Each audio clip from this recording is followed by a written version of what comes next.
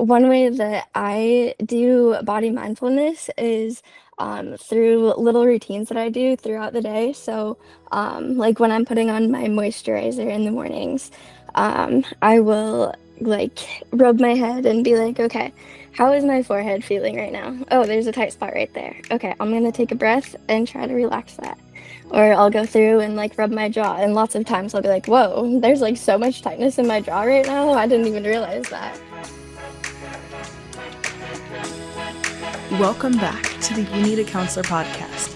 This is a show presented by Heart and Solutions Counseling Agency. We release new episodes every Sunday at 5 p.m. Central and encourage you to batch up that laundry, put away the dishes, plan for the week ahead, or do any other task that might seem daunting while you give our show a listen. You might just be encouraged to call your therapist, connect with this week's guest, or seek out those services you've been considering for a while but haven't made the commitment to yet. If you are in the state of Iowa and are in need of mental or behavioral health counseling, give us a call at 1-800-531-4236. Enjoy the show. Hello, and welcome back to the You Need a Counselor podcast. My name is Dr. Julie Johnson. I am the president and founder here at Solutions Mental Health Counseling here in Iowa. And I'm Chrissa Hunt. I am our Vice President in charge of the Behavioral Health Department. And this is our podcast, You Need a Counselor. We are designed for people curious about counseling, but have barriers keeping them from experiencing the benefits of counseling. Our mission is to share stories about counseling, good, bad, and indifferent, and spread the message that everyone can benefit from mental health and behavioral health counseling services.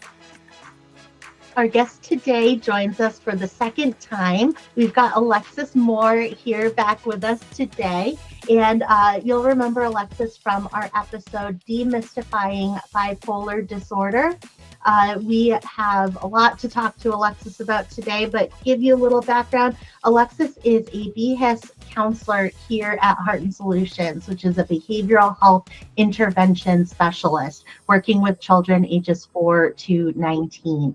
Alexis has a lot of background in caretaking, working in daycares, working in assisted living facilities, just kind of the whole spectrum. So we are excited to talk to Alexis again. Welcome back to the show.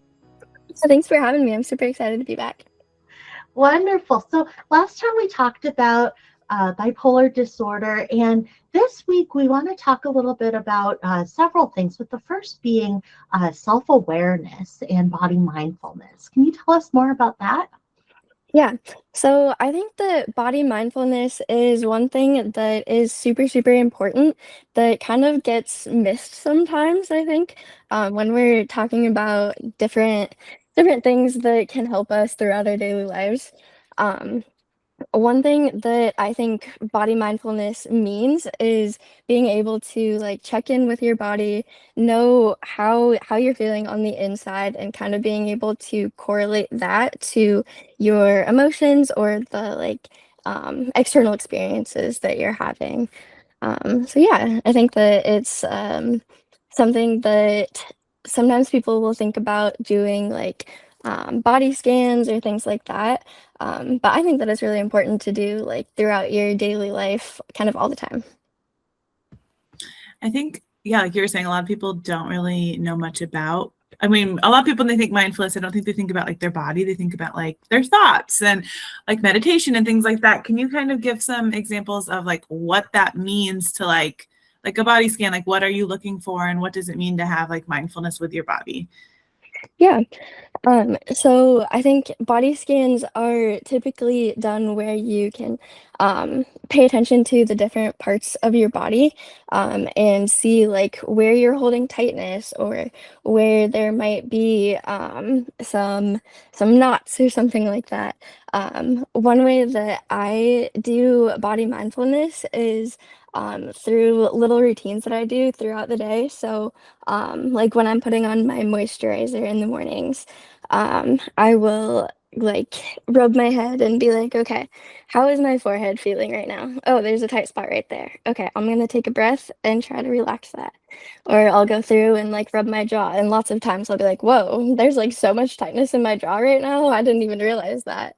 Um, so kind of being able to be like, okay, my jaw is tight. I'm gonna take a breath. Okay, interesting. All right, now moving on. And it doesn't need to be something that you like are judging or anything like that. But being able to pay attention can help you relax your own body and kind of figure out maybe if you're feeling anxious or if you're feeling hungry or different things like that. Yeah, I love that because I think sometimes there can be a sense of, gosh, I don't have time in my day, right, to sit down and do a full scan or whatever it is. And so I love the idea that no, while we're doing things, if we can attach it to things that we're doing anyway, if we can say every time I sit down in my desk chair, I'm going to see how my shoulders feel, right? If we can just do that, and that means we do it several times a day, then that's a great addition. If we say, hey, anytime before I pour myself some water or before I take a new drink of coffee or whatever it is, I'm going to check in with how my face feels. That just those little tiny things that take 30 seconds, maybe, right? We identify, we tighten it, we relax it, we move on, like you said, is a great way to do that. And I think much less overwhelming when we think about doing it. Right. I think everybody is always so busy and it's hard to be like setting aside time to specifically do these kind of self-care habits or things like that. But if you really can make it a habit when you're washing your hands, something you do multiple times a day, right? Or if you can do it only when you are um, waking up or when you are noticing that you're having a headache or something, and just kind of checking in. And then another part of it, I think that's important is also to try to be curious about what emotion you might be experiencing. I've found that if I kind of check in with my body and figure out, okay, there's a lot of tightness in my shoulders right now. My shoulders are up to here. Oh, okay, I'm kind of feeling a little bit anxious. I'm gonna take a breath and kind of try to maybe go through a coping skill, maybe count to 5 in my head or do something like that. And when you check in with your body, it can kind of let you know some of those emotions that you're feeling that you might not be super aware of, that you can then help yourself out with by using a coping skill or something simple. Yeah, it's little tune-ups, right, throughout the day, as opposed to going to the mechanic when your car breaks down. And I think sometimes we think about like, oh, do I need to do some breathing or do I need to do some mindfulness or some coping skills when something happens, right? When I'm feeling overwhelmed or when I'm in a conflict. But what you're talking about is prevention, right? We're going, no, I'm going to check in on these things. I'm going to get that tune up. I'm going to get that oil change. I'm going to check in throughout my day and make that a habit. And you know, those habits are so helpful throughout the day. I mean, when smoking used to be very popular, right? So when I was growing up, when you went into a restaurant, you were asked smoking section or non-smoking section, which nowadays, right, that would be unheard of to see somebody just sitting in a restaurant eating fries and smoking a cigarette, right? But it was so normalized when I was growing up. And one of the reasons that that smoking was so addictive was not only the chemical process, but also the routine of going outside, taking deep breaths and exhaling on purpose, being aware of it as we went. And so I think that sometimes back then there was this idea of, well, I'm allowed to take a smoke break, but I'm not allowed to take a break throughout my day if it's not to go out and smoke, right? And to be able to say, no, we're allowed, right? We're still allowed to do that. That's still helpful to us. If we're not going out to get a cigarette, great. But we still are allowed to take those breaks and do those things. So I think that's a wonderful thing to be thinking about. And what are some other ideas for when we do notice that tension? So you talked about taking that deep breath. You talked about, okay, I'm going to count to 5. What are some other ideas that we can do that are kind of quick like that? Yeah, I think that um, sometimes people have specific things on their phone that are calming. I know specifically for a lot of my clients, they will have an app on their phone or one specific game that they're like, every time I play this, it instantly puts me in a good mood. Even if you're at work, go to the bathroom for 1 minute, 2 minutes, play on your little game, right? Even a 1 minute, 2 minute break can reset that tension. If you are noticing that your shoulder is tight, just give it a little rub. Like these are tiny little things that don't have to be um, you don't have to take an entire 30-minute break to be able to utilize these things. It can be something that you're noticing, you're getting curious about, you're trying to relax a little bit, and then moving on. And so your role at Heart and Solutions is a BHIS writer. So we work with kids like Julie mentioned. How can you use this in like sessions with like younger kids too? Because they might not realize or know how to do that, like a body scan. How can you use these tools to like realize how they're feeling and to like that they need to use a coping skill? Like how could that be worked with little kids as well? Yeah, for sure. So, this is one of my favorite things to do with kids because I think that um, really understanding your emotions and what they are starts with understanding what you're feeling in your body. And it's easy to get emotions confused. So I really try to focus on what are you feeling in different parts of your body. So what are your hands feeling? What is your stomach feeling? What is your head feeling? And kind of go through the different parts of the body. And some kids will say that they'll feel tightness or that they'll feel butterflies in their tummy or kind of these different sensations, and then we can try to match those up with the emotion that they're currently feeling. Um, and we also try to do body scans that are on YouTube or things like that. And with the kiddos, I like to do silly to calm meditations. So we'll start with like having our head being silly. So we'll shake our head and be really silly, and then we'll have it be calm and take a couple deep breaths. And then we'll do the same thing with our shoulders and our arms and kind of go through the different body parts. And even if it's not specifically being like noticing what they are and what the feeling is and then relaxing it, just kind of calling out each different body part on its own. And then adding movement and taking away movement is kind of enough to get that relaxing sensation that we're going for. Absolutely. Just building an awareness of Mhm.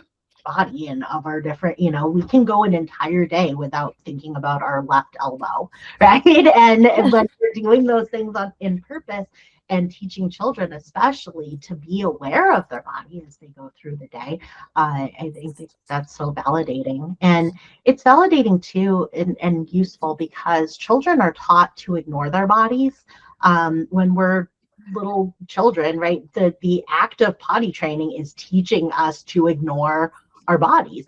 The When we get into school, right, and we get hungry in the morning, but we're not allowed to eat in the classroom, right? That school process is teaching us to ignore our hunger signals, can we go to the water fountain when we're thirsty? No, we can't, right? We have to wait for the next time. And so it's teaching us to ignore our bodies.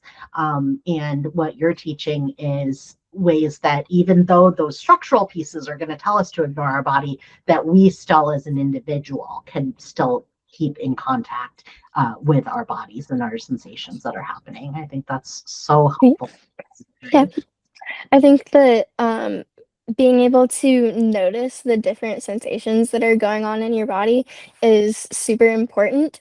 And then being able to get curious about it and trying to figure out, what is the emotion here, what is the feeling here, what's happening, right? But without the judgment piece, because I think it's also sometimes easy to be like, okay, well, my shoulders are so tight. Of course they're so tight. I do this, I do that, and kind of take it in a negative direction. But I think the important part is being curious and being able to give yourself grace also when you do notice those different things that are happening in your body. Absolutely. And as parents too, or caregivers, we can be noticing those things in our children, noticing those first kind of signs. And then we can be validating taking those breaks and taking that time to ourselves and quiet time, especially when we're at family gatherings, right, or vacations or things where there's a lot going on, and being able to establish that for young children allows them to then feel justified and validated in setting that for themselves as they get older. So being able to say no from 2 to 4 every day on this family trip or on this, whatever it is, from 2 to 4 is quiet time, right? We're in our room and we're reading or watching a show, or we're doing something for ourselves. And when we do that as parents or caregivers, and as BCAS counselors modeling that for children, then they're able to do that for themselves as they get older too. Yeah, one idea or activity that I have done with a family or a couple of families has been to have together alone time, which I think has been very powerful, which means that everybody is in the same room, but you're all doing your own thing. You're not necessarily talking, you're not necessarily asking for different things or whatever, but maybe somebody's reading, somebody's doing homework, somebody's doing a body scan, whatever it might be. But having that time together where you can notice each other, but also be in your own space and doing your own thing is a great way to kind of incorporate family time and this kind of body awareness. Do you find that clients struggle with doing that, like not talking or spending time together? I mean, like they're spending time together, but not interacting when they're like in a room together. Do you find like they might struggle with that and want to like talk to mom or see what she's doing or like do what they're doing? And how do you kind of like pitch that to them to like to keep time to themselves as well when they're together? Yes, for sure. That's definitely a challenging thing.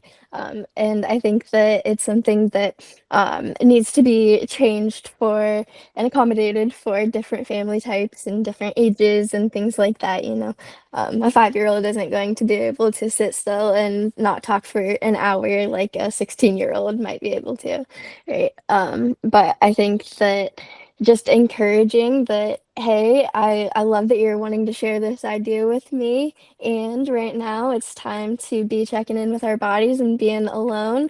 And then also like setting a time frame for that so that they know that, okay, in 15 minutes, that's when we can share our ideas, right? Or however long that time frame is, but knowing that this isn't forever, that you have to be quiet. And I do want to know your ideas, right? We want to have that family connection. And for this time period, it's to be to ourselves.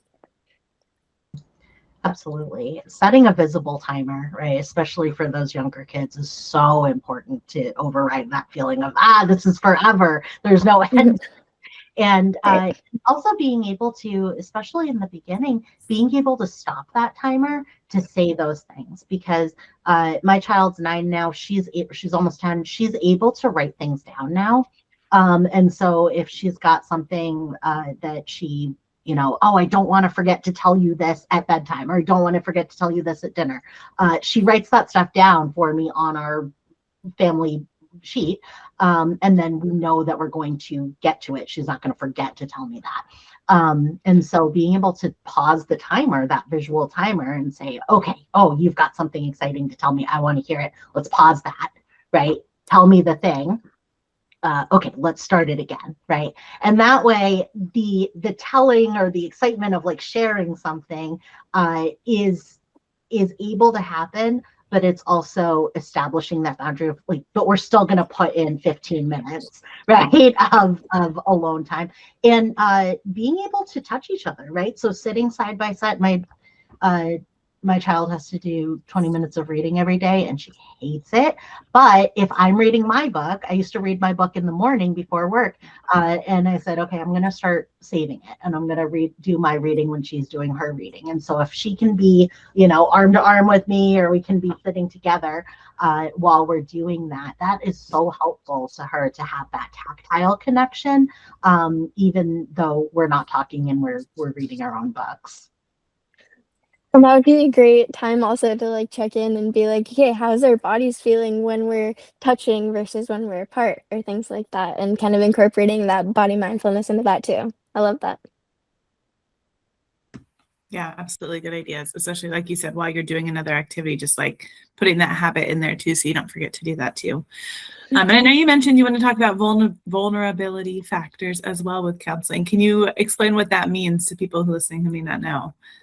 Yes, so vulnerability factors are the things that kind of can make it so that your emotions either are more intense or get more intense faster. So these things that I think the common things that people think of are things like being hungry, right? We always hear if you're hangry, then you're gonna be more upset and irrational or whatever it might be. Grab a Snickers. um, but I think some other ones are like being tired, being thirsty, and then a couple ones that I typically add and like to talk about when I talk about vulnerability factors are also being sick or sore, as well as the mental state that you're in and the environment that you're in. So when somebody is tired, they're probably going to get to a point of escalation or like a point of being at their wits' end a lot faster than if they were fully rested. Right? Same thing happens if we're hungry, if we're thirsty. And then if we are sick, we're obviously going to not have as much of a tolerance window. Maybe certain things are going to set us off like a smell that would usually not set us off. So kind of being able to use this body mindfulness and use this awareness to be able to check in with yourself and be like, okay, what might be happening on the inside that is causing me to be vulnerable to the things that are happening on the outside? Um, and I think that if we kind of think about maybe a day that we were super, super stressed versus a day that we weren't as stressed, you probably got more frustrated or had a meltdown or something that was more extreme on the day that you were stressed versus the day that you weren't stressed. So I think that, excuse me, using our body mindfulness to again check in with what's happening can then lead us to be more self-aware, to be able to make actions or use our supports to um, get along better in our day and maybe not have as high of an escalation if we're aware of our own vulnerability factors. And sometimes other people can see our vulnerability factors more quickly than we can. And sometimes we can see them in other people more quickly. And so, there can sometimes be a tendency, especially when we've experienced trauma, to have more empathy towards other people than we do towards ourselves. And it requires empathy to be able to say, okay, that was an intense reaction. What might have been a factor in that intense reaction versus saying like you're mean to me or you were rude to me, right? And so if we can extend that to ourselves and if we can ask our support systems to let us know those things, and our it is a wonderfully supportive thing when somebody is able to say to you when you're saying, "Ah, it feels like this," right? And somebody can say to you like, "Did you sleep last night?" Right? Or somebody can say, "Hey, when was the last time that you ate something?" Or like, "When was the last time that you had water?" Or are you hot right now? Are you cold right now? Right? Because those that can affect people with sensory issues very much more than I think a lot of people realize. And so being able to have somebody else that also understands that about us and can give us that empathy and not go like, "Why are you freaking out on me?" But instead be like, "Oh, hey, did you not sleep last night?" And we can go, "Oh my gosh, no, I didn't sleep last night." Okay, it's not necessarily the situation that's having me feel this way. It's these other factors are exacerbating that situation. Yeah, I think that if everyone was able to give ourselves more grace and other people more grace, and kind of try to go through this list of, okay, maybe they're hungry, maybe they're tired, maybe they're stressed, maybe this environment makes them triggered, right? Different things like that. If we can put a reasonable doubt in our head that they're not just a jerk, that maybe there's some other things going on, then we might respond a little bit differently to them. And in ourselves, if we're able to, again, give ourselves more grace, be like, okay, actually, it's like 4 o'clock and I haven't eaten since 8 a.m. I'm probably a little bit hangry. Maybe that's why I just freaked out on whatever, whatever. Or things like, you know, I think the environment one is one that like not many people think about, but is can be a big one. Um, so maybe it's okay, I am in this environment and there are some people here that I have trauma with or something like that. So I'm automatically on guard. I'm really anxious right now. My tummy is feeling really tight. My head is feeling like I'm spinning almost. So am I going to be able to make the best, like smartest decisions right now? I don't know, right? Or maybe it's, okay, I'm feeling like I'm super stressed and my tummy is tight, my fists are clenched. I think I need to go call my support person, right? Or it's, I am feeling sick. So maybe today I'm going to stay home in the environment that I feel safe and work from home so that I can get more done. Right. So, kind of using those vulnerability factors to be self aware, to check in with your body, and then making action off of those. I think it's one part, it's kind of difficult sometimes to understand or recognize the vulnerability factors, but then there's a whole nother piece that calls you to action. If you notice that you are hungry, fix it, go try to grab a snack. If you know that you are in an environment that's triggering, like I said, call a support person, use a coping skill that you know might help in that situation. Try to help yourself once you are able to use that body mindfulness, figure out your vulnerability factors and be self-aware. I love that. It reminds me. So this morning we're recording three podcast episodes, and so I've been in my office here this morning, and during the last episode, I texted my husband and I said, "Please turn the heat off because I have my door." Right? And the heat is just blaring down on me in this room, and I was feeling that, and then my attention was on that. Right, everything that I was doing had that kind of taking up space in my mind, and it does affect the way that things function for us, and how we regulate things, and how we experience things. And so I just what a great discussion, because those things do matter. And I think that sometimes the hardest part is, one, recognizing that, oh, I feel hot, right? Recognizing it. But even once we've recognized it, being able to know that we're allowed to make that change, right? That even if we just have lunch at 12 o'clock, that if we're hungry at 1 o'clock, that we can eat a snack. That if we need to use the restroom in the middle of a meeting, that we can excuse ourselves and go use the restroom, right? So it takes a confidence in ourselves and in our worth and our value to be able to say, no, I'm worth going and taking care of and meeting these needs that I have. Right.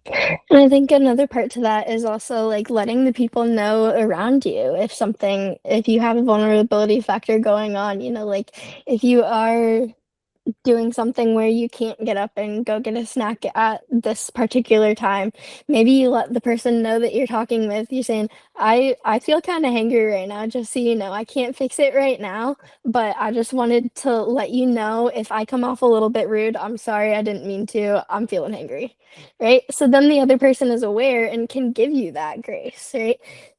Other people may not know about these vulnerability factors. They may not know to be like, okay, I wonder what's going on. I wonder if you're hungry, right? They might just get upset. But if you're able to warn them, you're able to let them know, hey, this is what's going on with me. It's not it's not an excuse. It's not saying like, okay, I'm hungry, so I'm going to treat you like a jerk now, but it's just letting them know like, hey, this is where I'm at, so that they can give you that extra grace.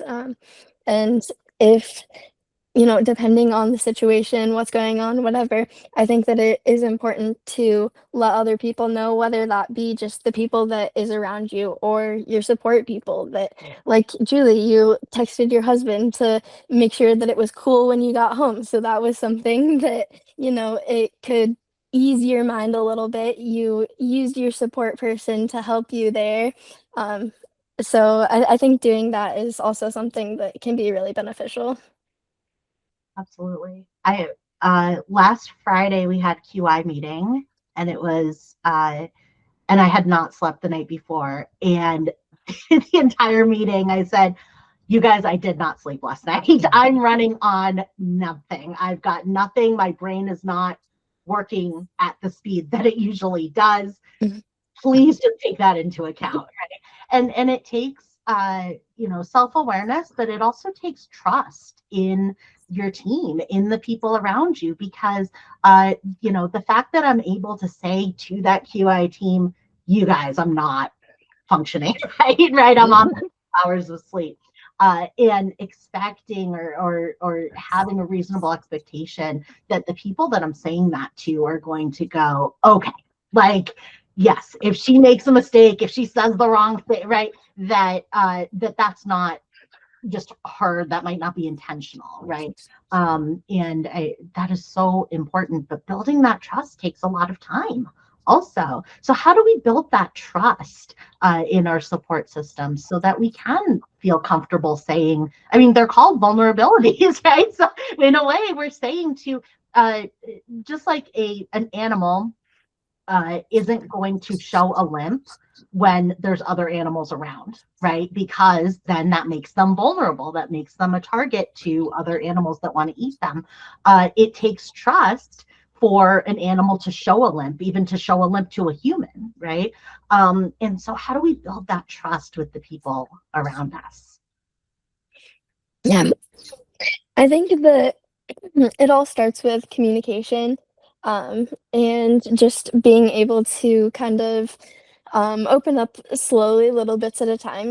When you first meet someone, obviously you're not going to probably go up to them and talk to them about your deepest, darkest traumas. But maybe you go up to them and say, "Oh, I just stubbed my toe. That really hurt." Gauge a response, and then if you feel like that response was appropriate, then continue trying, and be willing to put yourself out there a little bit at a time. And even if it doesn't always get the answer or whatever that you're kind of hoping for, be willing to try again, because I think that it's important to again give each other grace, give each other the benefit of the doubt, and also I would try to steer clear of assumptions. I think assumptions are one thing that I work with a lot of my clients, probably all of them. I think that every single human deals with assumptions, and it's really easy to make assumptions. Be like, oh, that she didn't like me. Like, she was looking away when I said this, so that means that she didn't like me, or things like that. But I think that kind of trying to not be a mind reader or a fortune teller. We can't know what other people are thinking unless they specifically tell us. And I think also taking things at face value sometimes is how to get rid of some of those assumptions, even if you're thinking, oh, well, I wonder this, I wonder that, I wonder this. Focus on the facts. This person was in this conversation, we were smiling, I told them this, they responded, we nodded, and we walked away, right? That's the facts of the situation. So, I think that if you can also try to remind yourself about that, and be like, "Okay, cool.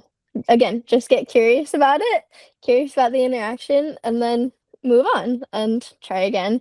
I think that's the best way to build that trust and work up to that communication that can let you be a little bit vulnerable. Yeah, absolutely. I think you're right that a lot of people do just assume like, oh, they're mad at me or I did something wrong when really like, yeah, I'm tired or I'm hot or I'm hungry or whatever it is. What are some things that you might do in like a session to work with clients on like communicating those things? Because I do think that is a lot of people's like struggles is I don't know this person, or I don't want to tell them, or they just assume they're mad and then it gets into a fight when maybe that person didn't sleep last night, like Julie was saying, and now they're just mad or tired. And so they're not mad at you, but they're taking it out on you. So what are some activities you might do in sessions to work on like appropriately communicating their feelings and having those conversations? Yeah. So I like to focus a lot on what is going to be most effective. So if I kind of try to have the client ask themselves, okay, is it going to be most effective if I make this assumption or if I use my words to say this? Or, whatever I'll kind of have them come up with some different ideas for what they could do and then figure out which is going to be the most effective. Will it be most effective that I assume that she's mad at me? Will it be most effective that I ask if she's feeling tired? Or will it be most effective if I walk away and just run my room? Right? And then they can kind of figure it out from there and be like, okay, I think that if I ask, then that'll probably work out best. Things like that. And also, when it comes to communicating about the things that are going on in their own body, I think that focusing on being able to even recognize what's going on is the first step. And then once they recognize that, again, going back to the effectiveness, is it going to be most effective if I keep this inside and don't tell anybody? Or is it going to be most effective if I tell somebody? Or is it going to be most effective if I try to fix it? And, depending on the age and what the problem is, it might be a different answer. Um, but I think that kind of also focusing on that support piece and focusing on, hey, how can your mom help you with this if you're feeling sore? Like, what can your mom do? And how can you let her know what she can do? And kind of focusing on the communication once that self awareness is there. Absolutely. And paying attention to the way that we or our clients or our children tell the story of what happened, because often those assumptions are baked into the narrative. And so either we'll hear a story that has assumptions baked into it, or when we're telling that story to somebody else or to ourselves, we're baking those assumptions in. So if I walk into the office and Chrissa's sitting there and Chrissa doesn't say hi to me and I say, hey, good morning, and she's like, yeah, right? I could tell that story as Chrissa is mad at me. She was so rude to me this morning. She wouldn't even say hi to me, right? And if I tell that story to somebody else, they're going to have a totally different picture maybe of what happened in their mind. I'm telling that story to myself because I'm making that assumption. Whereas the more accurate story is, I walked in, I said, good morning to Chrissa, and Chrissa said, eh. Okay. Because we're not baking in those assumptions. We're saying exactly what happened. And that allows room, that allows breathing room for all of the other millions of possibilities for why somebody might have responded that way. And so I think that being aware of that in ourselves and in other people is very helpful, and especially when we're working with families, because in BHIS you're working with families, so you're hearing stories from 5 different points of view, and so being able to get down to and build in that questioning of ourselves and of other people of, okay, but what actually happened? What were the things that we heard, saw, right? If we had to describe this to a set builder, or write it as a play, as opposed to how we experienced it, what would it look like? I said this. Chrissa said this. Chrissa looked to the right and shrugged her shoulders and closed the door, right? Those pieces, we say, if we were to write it like a stage script with stage directions, that's what gives us that most accurate information as to what happened, because you can't necessarily write into a script, if you want somebody else to act it out, to say, then Chrissa looks annoyed, right? Because that's going to look totally different. You give that note to 10 different actors, 10 different actors are going to do 10 different physical things with their tone, with their voice, with their eyes, right? Versus saying she looked to the left, she didn't make eye contact with me, she said right, at a low volume, and those things. So it's a really helpful technique that you're doing with those children and with those families, to be able to say, how do I do this without baking those assumptions into the story I'm telling myself and others?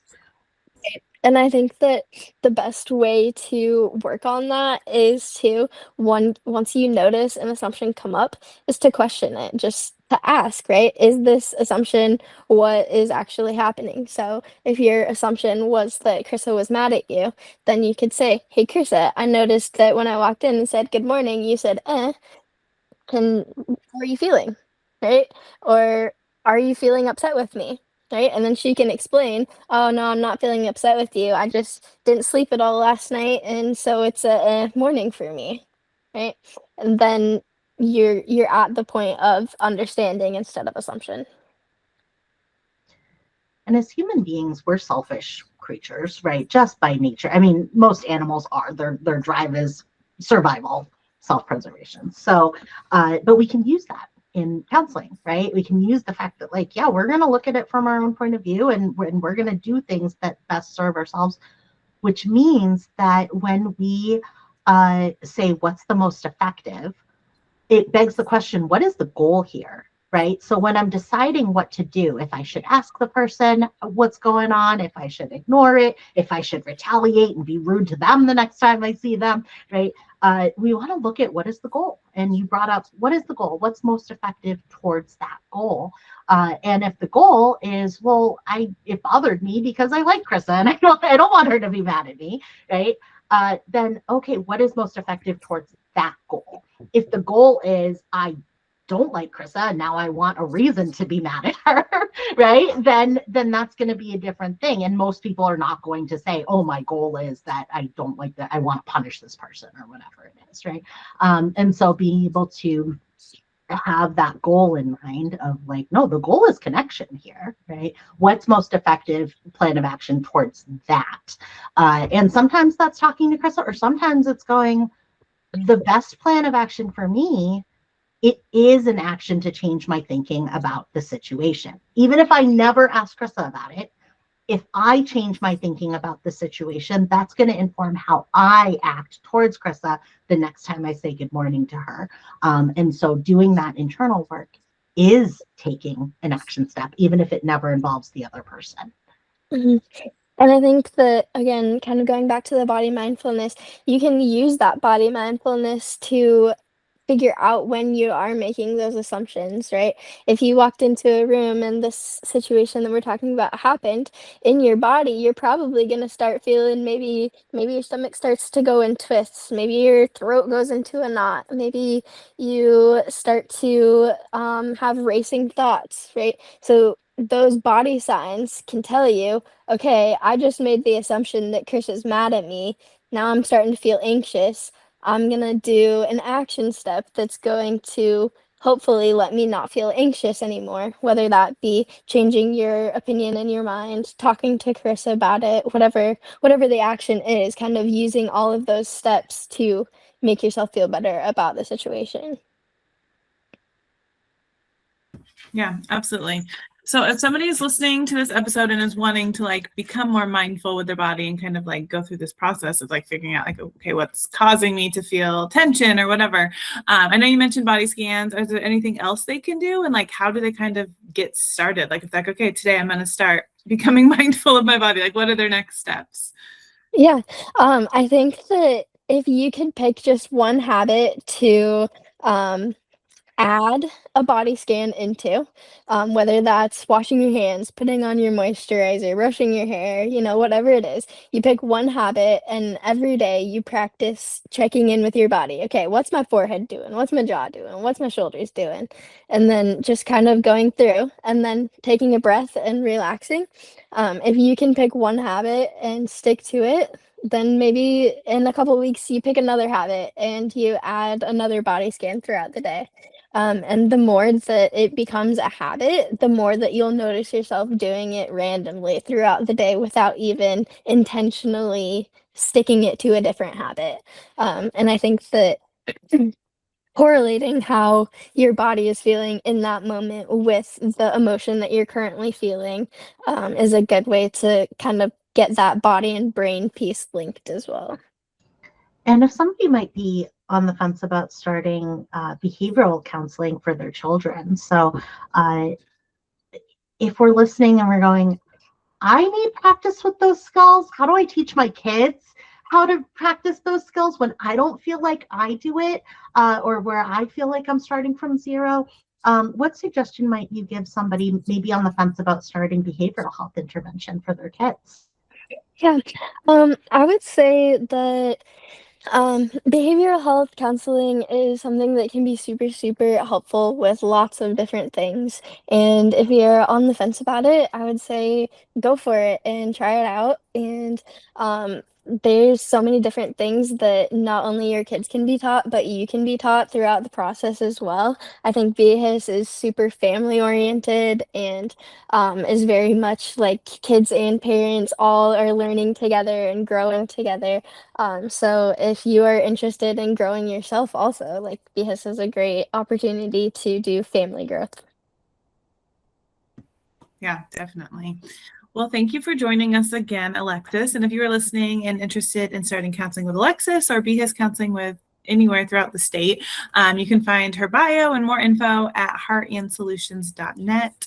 And we'll have our website linked in the show notes. I'm Alexis Moore and I need a counselor. And I'm Chrissa Hunt.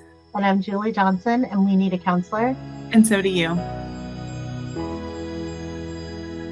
Thank you for listening to the You Need a Counselor podcast. We are so grateful that you're here.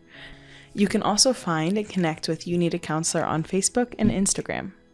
If you've enjoyed today's show, please take a moment to like, review, or leave a comment, as all of these things help others to find and benefit from the podcast as well. If you're in the state of Iowa and interested in mental health counseling or behavioral health intervention services, give us a call at 800-531-4236.